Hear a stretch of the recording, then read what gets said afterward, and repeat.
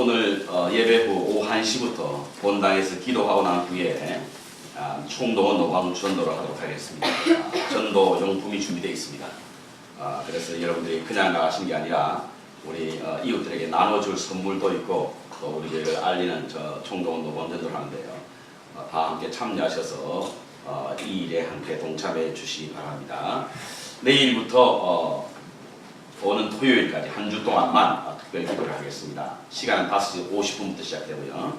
내용은 자녀와 자세들을 위한 특별 세례 기도입니다. 말씀도 성경에 나타나 있는 자녀들에 관한 말씀, 자세들을 위한 말씀을 제가 뽑아서 말씀을 준비하도록 그렇게 하겠습니다. 다 참석해 주셔서 우리 자녀들을 위해서 염려만 하지 마시고, 제가 이번 타이틀을 뭐라고 정했냐면 염려 말고 기도하자. 자녀 생각하면 누구 하나 염려되지 않은 분이 없지 않습니까? 그리스도인이라고 하는 것은 근심을 기도로 바꾸는 것이 그리스도인입니다. 그래서 이번에 참여하셔서 함께 기도 열심히 함께 할 수 있기를 바랍니다. 다음 주일은 어린이 주일입니다. 저희 어린이들이 많이 있는데 우리 성도님들이 감동이 오시는 대로 이날은 좀 우리 어린이들의 선물을 좀 함께 준비할 수 있는 분이 있으면 그날 강도 시간에 함께 나누시도록 하겠습니다. 성찬식도 함께 하겠습니다. 성교 원래도 다음 주에 있습니다. 바나바 성경공부도 다음 주 하는데 등록하신 분이 없다고 하는데 아무튼 한 주만 더 기다려보도록 그렇게 하겠습니다. 이제 5월 세 번째 주일은 저희 교회가 연례 바자회를 한 날입니다. 성교를 위한 바자회를 하는데요. 바자회에 팔 물건들을 기부받고 있습니다. 여러분들이 가정에 버릴 물건은 안 되고요. 팔 수 있지만 사용하지 않는 물건이 계시면 우리 선교부장님이신 김한수 권사님이 알려주시면 날짜를 정해서 교회 차로 그것을 픽업해 오도록 그렇게 하겠습니다. 물론 가져오실 수 있는 분들 가져오시고요. 무겁거나 그렇지 않고 가져오시기 불편하신 분들 알려주시면 가서 픽업해 오도록 하겠습니다. 선질의 회원들과 우리 오수림 권사님, 김인옥 성도님을 위해서 기도해 주시기 바라고, 지난주에 우리 황순재, 임혜정 그리고 가정 김영현 자매가 우리 교회 등록해 주셨습니다. 오늘 친교는 길거리 전도팀에서 섬겨 주셨습니다. 감사합니다. 먼저 마가복음 16장 19절 20절을 보시겠습니다.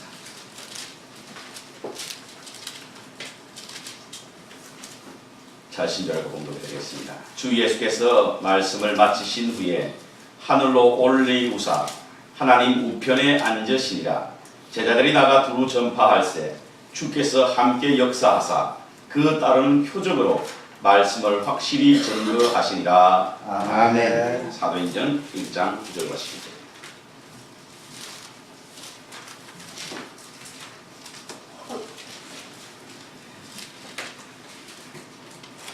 사도행전 1장 9절과 10절입니다. 그 9절부터 11절까지입니다.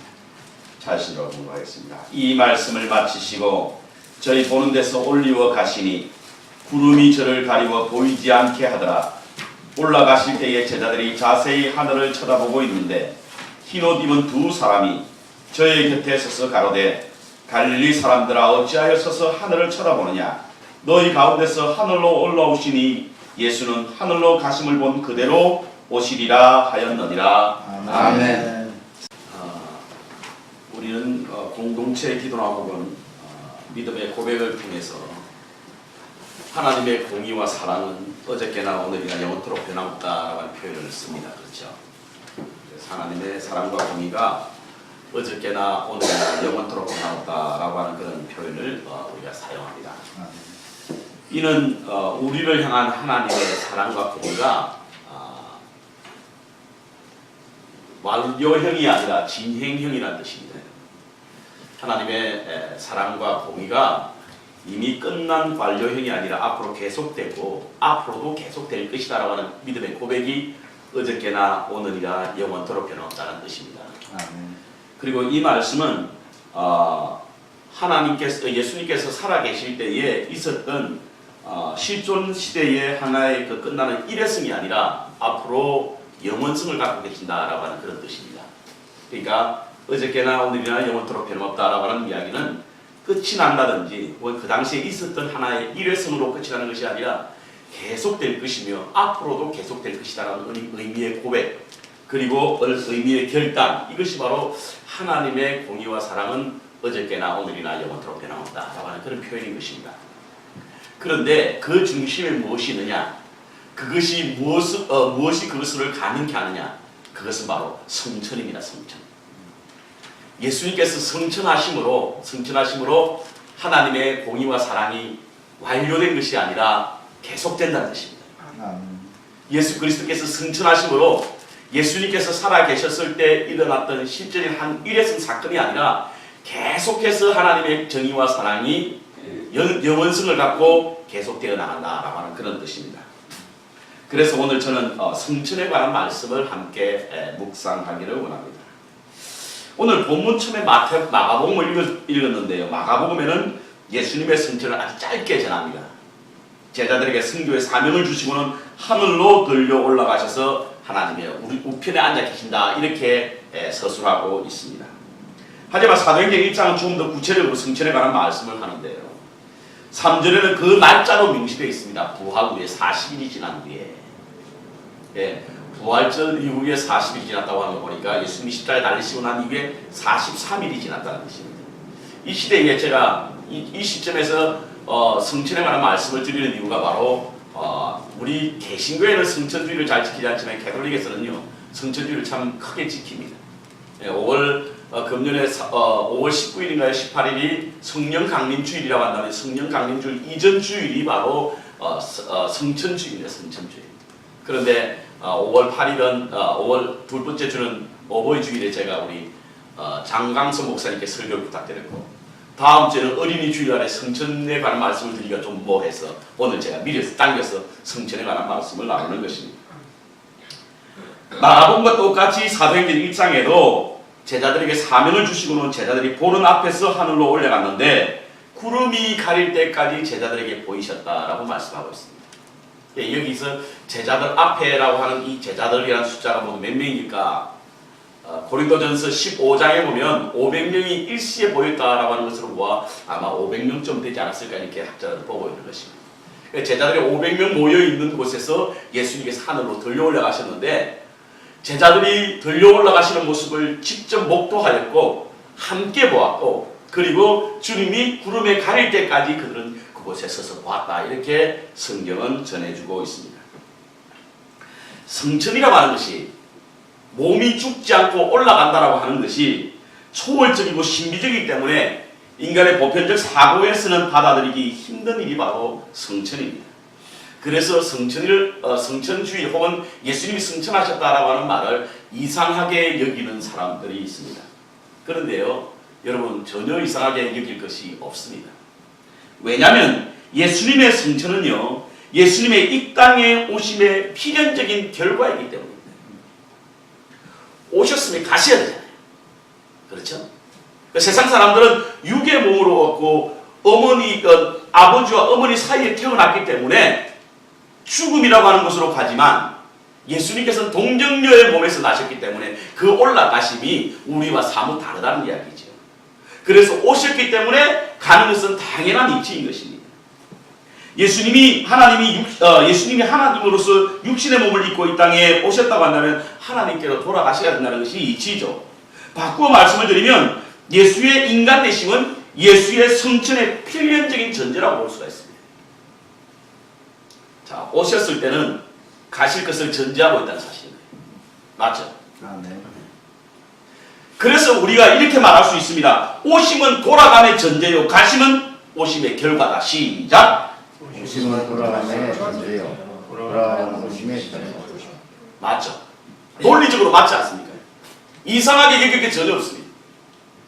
예수님께서 이 땅에 육신의 몸을 입고 오심은요, 돌아갈 것을 전제하고 오셨고, 예수님께서 성천하신 것은 오심의 어떤 결과로서 나타난 것이 성천이기 때문에 예수님께서 하늘나라에 들려 올라가시면 전혀 이상할 것이 없습니다. 논리적으로 문제가 전혀 없는 부분이에요. 이것은 제 말이 아니라 에베소서 4장 9절부터 10절에 나와 있습니다. 좀 더 쉬운 세번역으로 제가 이 파워포인트를 만들었습니다. 같이 읽겠습니다. 그가 시작! 그가 올라가셨다는 것은 그분이 땅의 낮은 곳으로 내려오셨다는 것이 아니고 무엇이겠습니까? 내려오셨다는 그분이 하늘의 가장 높은 데로 올라가신 바로 그분이십니다. 맞죠? 오셨다라고 하는 것은, 낮은 곳으로 내려오셨다라고 하는 것은 올라가기 위함이요, 올라가셨다라고 하는 것은 내려오심의 결과라고 하는 것이 바로 예레소서 4장 9절과 10절에 있는 말씀인 것입니다. 그래서 여러분, 성천은요 신비한 것이거나 초자연적인 것이 아니라 어쩌면 당연한 이치고 논리인 것입니다. 전혀 이상할 것이 없다라고 하는 것입니다. 그래서 내려오심을 믿는다고 한다면 여러분, 올라가심도 믿어야 될 줄 믿습니다. 아멘. 성육신으로 이 땅에 오신 주님을 믿는다고 한다면 죽음을 보지 않고 하늘에 승천하신 것도 믿는 것이 바로 원리적으로 맞습니다. 그래서 히브리서 4장 14절에 보면요, 그러므로 우리에게 큰 대제사장이 계시니 승천하시니 곧 하나님의 아들 예수시라. 우리가 믿는 도리를 굳게 잡을지니라. 아멘. 그럼 왜 승천하셨을까에 대한 말씀입니다. 왜 승천하셨을까? 여러분, 우리가 예수님이 승천하셨느냐 그렇지 않느냐, 이것은 논리적으로 문제가 없기 때문에 그것은 별반 중요하지 않습니다. 그보다 더 중요한 것이 무엇이냐면 왜 승천하셨을까? 왜 승천하셨을까? 부활하신 채로 제자들과 함께 남아있어도 되지 않습니까? 어쩌면 주님은 쓸데없는 일을 하셨다고 생각할 수 있습니다. 굳이 떠날 이유가 없다는 것이고, 더군다나 지금 제자들의 상태가요, 예수님이 그들을 두고 떠날 만한 여유가 있는 상태가 아니었습니다. 언제 들여다칠지 못하는, 모르는 핍박하는 사람들로 불안에 떨고 있을 때에 함께 하시면 좋았을 것을, 큰 힘이 되었을 것인데 바로 주님은 승천하심으로 떠나셨다는 것이죠. 왜 떠나게 되었을까?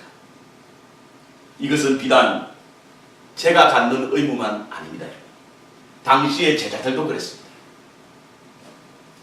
사도행전 1장 11절을 한번 보십시오. 가로대의 갈릴리 사람들아 어찌하였어서 하늘을 쳐다보느냐. 10절, 올라가실 때 제자들이 자세히 하늘을 쳐다보고 있는데, 주님이 떠나신 그 자리에 제자들은 하염없이 하늘을 쳐다보고 있었다는 거예요. 예수님이 올라가신 후에 구름이 주님을 가렸을 때도 여전히 제자들은 하늘을 쳐다보고 있었다는 사실인 것이죠. 이는 무엇을 말하고 있습니까? 말문이 막혀 어쩔 줄 몰라 하는 모습 아닙니까? 마치 부모를 떠나보내고 할 말이를 아이처럼 어이가 없고 무척 당혹스러워하는 표정이 바로 이 제자들의 지금 모습이었습니다. 오죽했으면 긴 옷 입은 천사들이 제자들을 향하여 어찌하여 하늘을 멍하게 쳐다보느냐라고 말씀하셨겠습니까? 왜 그런 승천하셨을까요? 첫 번째로 이는 주님이 살아계실 때 예언하셨던 일입니다.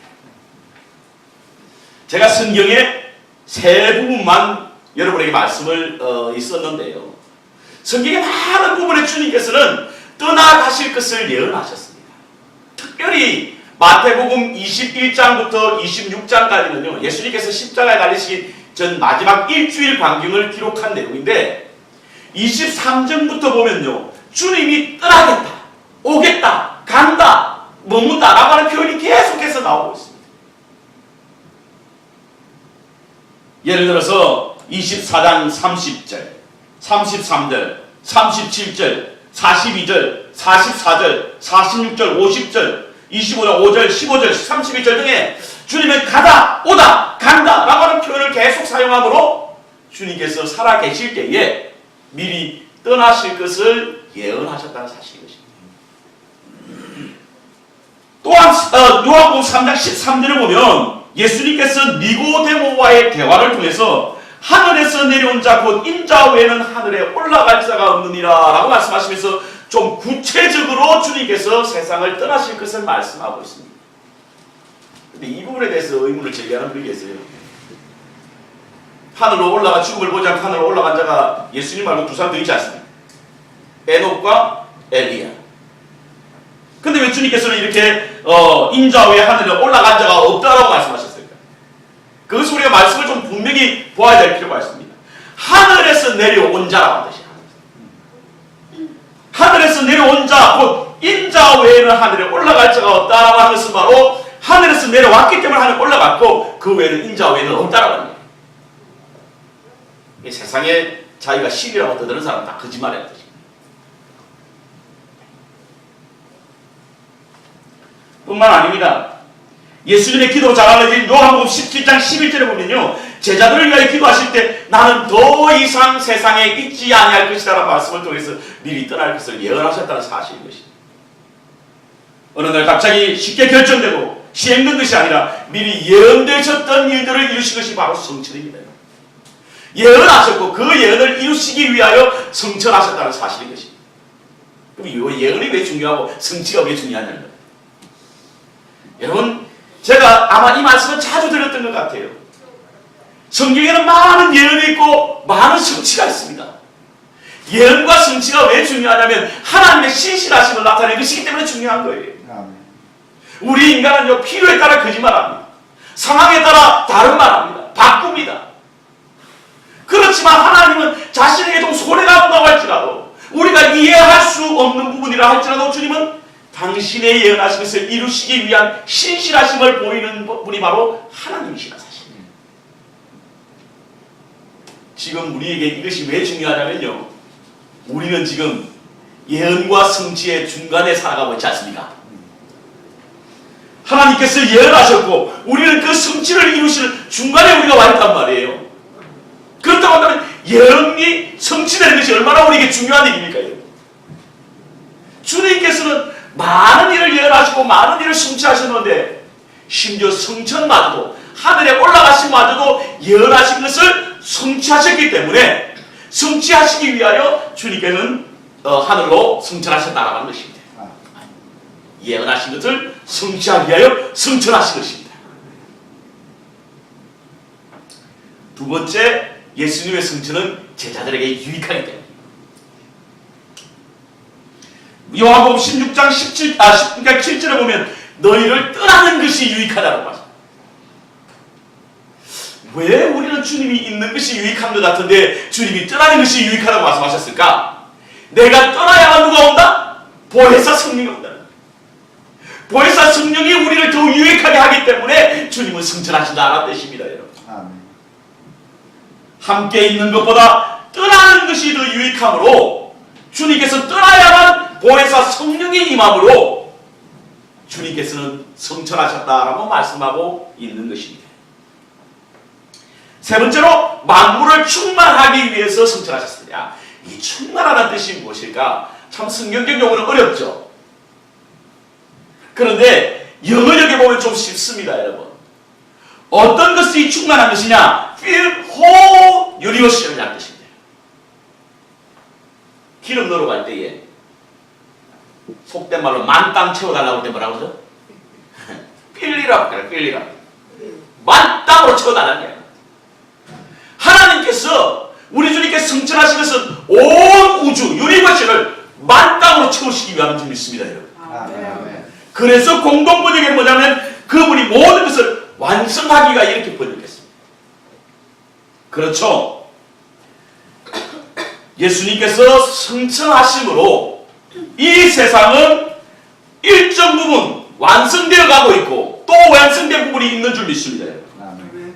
성천으로 말미암아 중동의 한 지역의 예수님이 온 세계의 구원자 메시아로 되게 되었고, 모든 인류가 물이 바다를 덮음과 같이 하나님의 세계가 이루어지고 있다는 사실을 우리가 본다고 한다면 주님의 성천으로 말미암아 Fill all universe이 된 것입니다.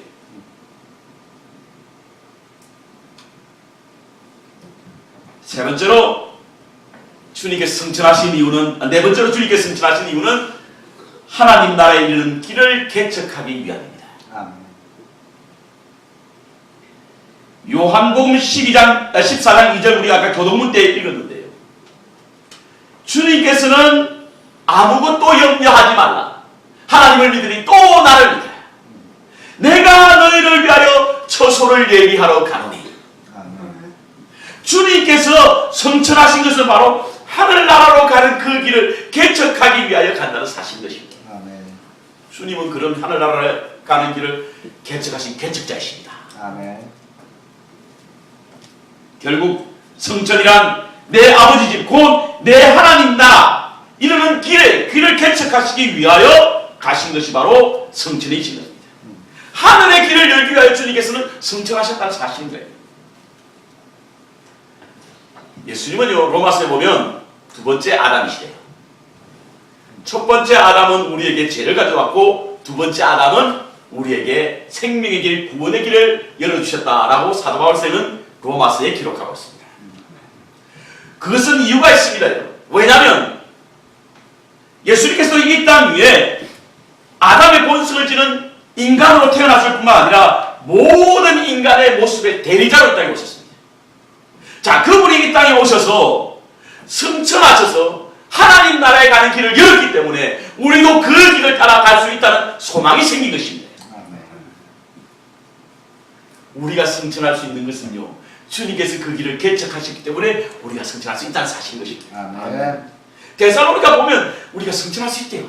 언제? 주님이 이 땅에 다시 오실 때.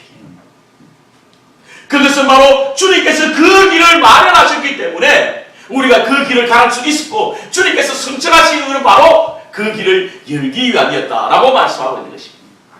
그래서 요한복음 14장 3절에 보면 내가 가서 너희가 있을 곳을 마련하면 다시 와서 너희를 나에게로 데려다가 내 있는 곳에 너희도 함께 있게 하리라. 아멘. 그럼 이런 질문이 생기죠. 예수 그리스도의 성취로 말미암아 어떤 사람이라도 아무 조건 없이 모든 인간이 자동적으로 성취하는 것인가? 그것은 아닙니다. 주님께서 길을 여셨죠. 그런데 그 길을 갈 수 있는 조건이 있습니다. 어떤 조건? 바로 주님의 길을 걸어가는 자, 주님의 생명에 함께 있는 길, 주님의 진리를 따르는 자만이 그곳에 갈 수 있다는 사실입니다.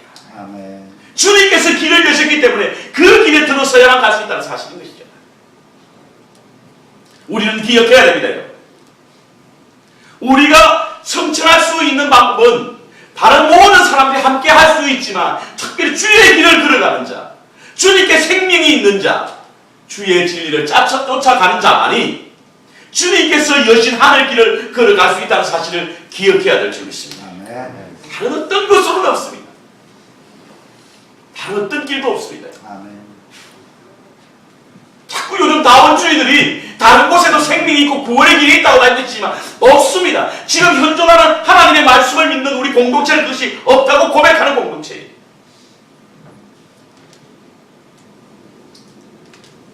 이렇게 주님께서는 네 가지 이유 때문에 승천하셨습니다.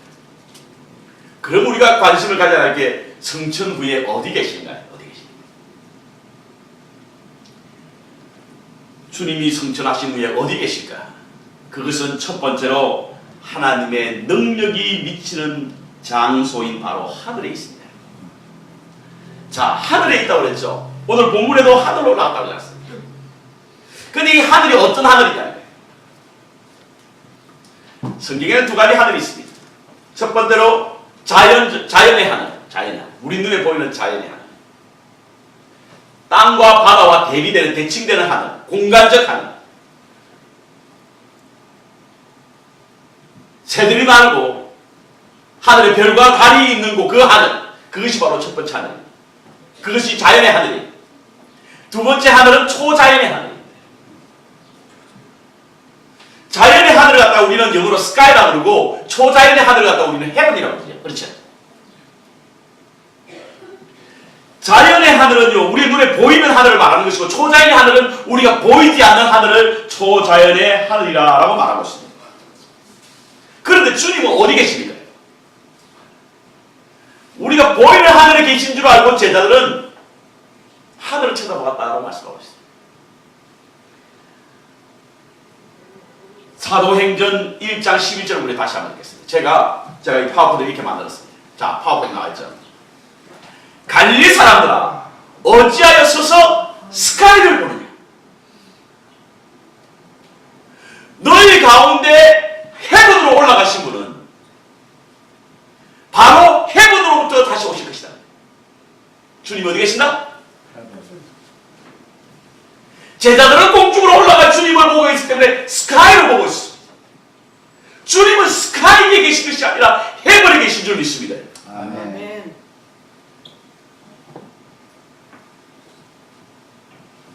그럼 이 헤븐이라고 하는 하늘은 무엇을 말하는, 어떤 것을 말하는 것일까? 신명기서 10장 14절에 보면요. 하늘과 모든 하늘의 하늘과 땅과 그 위의 만물은 본래 내 하나님 여호와께 속한 것이니. 자, 하늘죠, 있죠? 하늘의 하늘입니다. 흔히 사도 바울 선생이 말한 삼층천을 말하는 것이죠.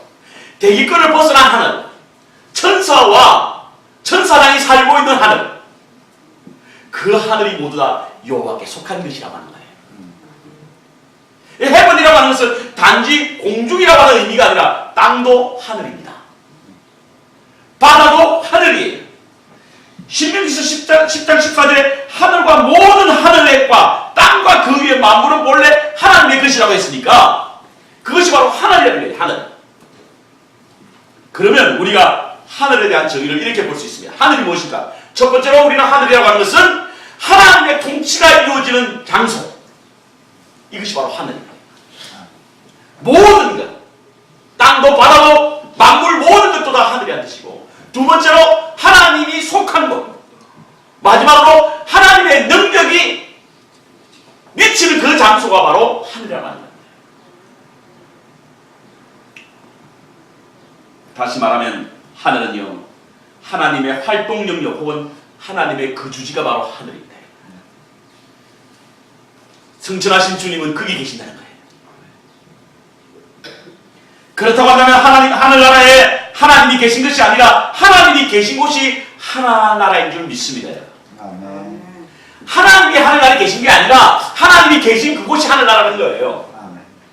뿐만 아니라 좀 더 다시 바꿔 말씀을 드리면 하늘이 하나님이 계신 곳이 하늘이 하나님이 계신 곳을 결정하는 것이 아니라 하나님이 하늘나라를 결정하는 거예요. 어디든지 하나님이 하늘나라에 계신 것이 아니라 하나님이 계신 곳은 다 하늘나라입니다. 그곳이 어디든지. 그곳이 어디든지.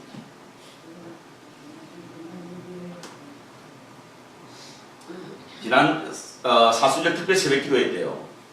마태복음 12장 28절 묵상하면서 제가 이 말씀을 묵상했던 기억이 있습니다. 12장 28절에 보면 예수님께서 내가 하나님의 성령을 힘입어 귀신을 쫓아내는 것이면 하나님의 나라가 이미 너에게 임하였느니라. 자, 내가 하나님의 성령을 힘입어 귀신을 쫓아내면 하나님의 나라가 이미 그 가운데 임하였다. 이렇게 말씀하고 있습니다. 그러면 하나님의 나라라고 하는 것은 하나님이 거하는 곳이 하나님의 나라인 것입니다. 아멘. 귀신을 쫓아내는 모든 공간, 모든 장소, 이것이 바로 하나님의 나라인 것입니다. 주님은 거기 계신다는 사실인 거예요.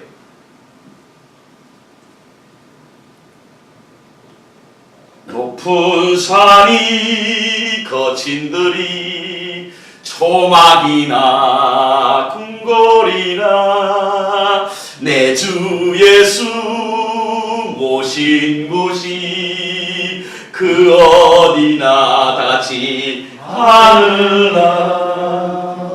그렇습니다. 어디든지 간에 하나님이 거하시는 곳이 하늘나라이고 예수님께서는 그 하늘나라에 계신다는 사실을 기억해야 될 줄 믿습니다. 아멘. 그래서 성경에요, 두세 사람이 있는 곳에 내가 너희 가운데 거하겠다라는 모든 말씀들이 다 이 말씀에 비롯되었다는 사실을 기억해야 될 줄 믿습니다. 아멘. 그래서 종교개혁자 마틴 루터는요, 하늘은 하나님의 현존과 함께 동일시했고 땅 위에 계신 그리스도는 동시에 하늘에 계신 분으로.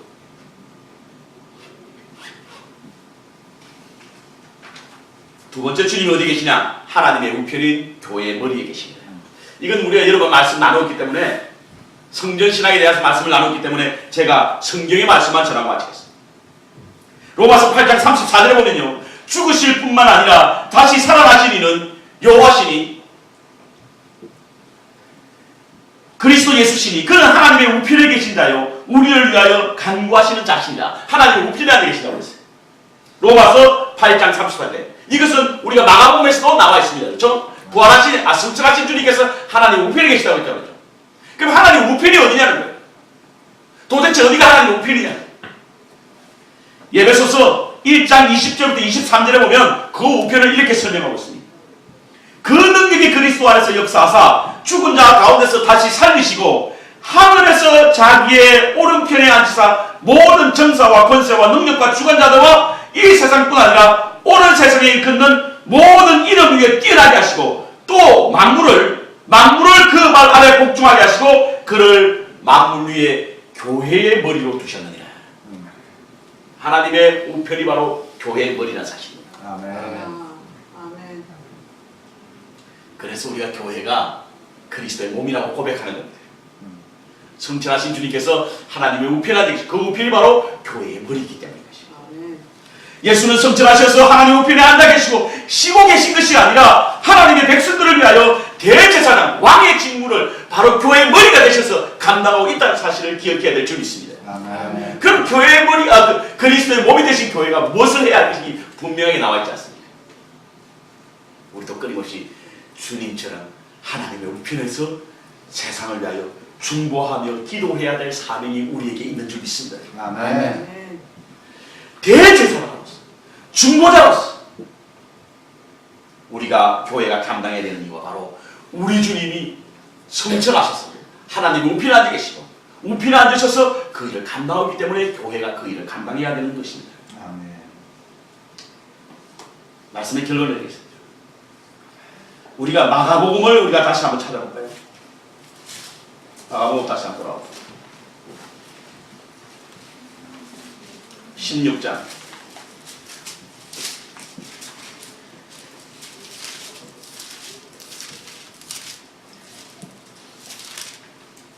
19절 같이 읽겠습니다.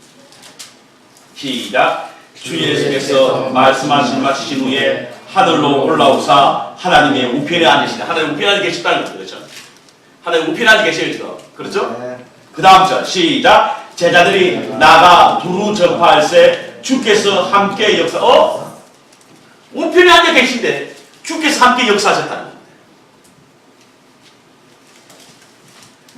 주님이 천상을 떠나 내려오실 때도 천상에 떠나지 않으셨던 것처럼 주님께서 떠나셨지만 우리에게 떠나신 것이 아닌 줄 믿습니다. 아멘. 주님은 성천하셨지만 하늘나라 올라가셨지만 우리를 떠난 것이 아니라고 하는 사실을 기억해야 될 줄 믿습니다. 아멘. 그래서 오늘 본문의 장면을 성 어스틴은 이렇게 고백하고 있습니다. 주님은 우리의 눈에서 벗어나 성천하셨고 우리는 슬퍼하며 돌아왔습니다. 그리고 주님, 당신을 우리의 가슴 속에서 발견했습니다. 주님의 성천은 우리를 떠난 것이 아닙니다. 우리의 가슴 속, 하늘나라의 우리의 가슴 속에 주님이 거하시는 줄 믿습니다. 아멘. 주님은 성천하셔서 하나님의 능력의 잔이요, 하나님이 미치는 모든 곳인 하나님의 나라와 하나님의 우편인 교회의 머리가 되신 자리에서 우리를 위하여 중보하고 계신다는 사실을 기억해야 될 줄 믿습니다. 아멘. 그러므로 성천하시고 부활하시고 성천하신 살아계신 주님과 동행하는 믿음을 갖고 위의 것을 바라보며 살아가는 은혜가 바로 복된 그리스도의 삶이요, 성천이 갖다 주는 기쁨이요, 그리고 우리가 소망하는 삶인 줄 믿습니다. 아멘. 성천의 신앙으로 말미암아 기쁨과 소망의 삶을 살아갈 수 있는 저와 여러분 되시기를 주의 이름으로 축원합니다. 아멘. 기도하겠습니다.